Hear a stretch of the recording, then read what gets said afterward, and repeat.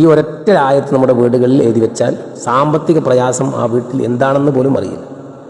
അതുപോലെ വീട്ടിലും കുടുംബത്തിലും പ്രയാസങ്ങൾ നീങ്ങാൻ, എപ്പോഴും സന്തോഷം കിട്ടാൻ ഏറ്റവും ഫലപ്രദമായ ഒരു ആയത്താണ്, മന്ത്രമാണ്, ദിക്റാണ് എന്നൊക്കെ പറയാൻ പറ്റുന്നത്.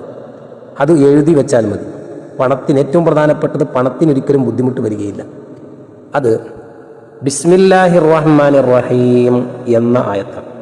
പല ആളുകളും അതിൻ്റെ നമ്പർ വീടുകളിൽ മറ്റുമൊക്കെ എഴുതി വെക്കാറുണ്ട്. 786 അഥവാ അറബി അക്ഷരങ്ങൾക്ക് അബ്ജദ് കണക്ക് പ്രകാരം ഓരോ അക്ഷരങ്ങൾക്കും ഓരോ എണ്ണമുണ്ട്. അത് മൊത്തത്തിൽ ബിസ്മിൻ്റെ അക്ഷരങ്ങളൊക്കെ കൂട്ടി നോക്കുമ്പോൾ 786 അതുകൊണ്ടാണ് ബിസ്മി എന്നതിൻ്റെ ഷോർട്ടാണ് 786. ബിസ്മില്ലാഹിർ റഹ്മാനിർ റഹീം.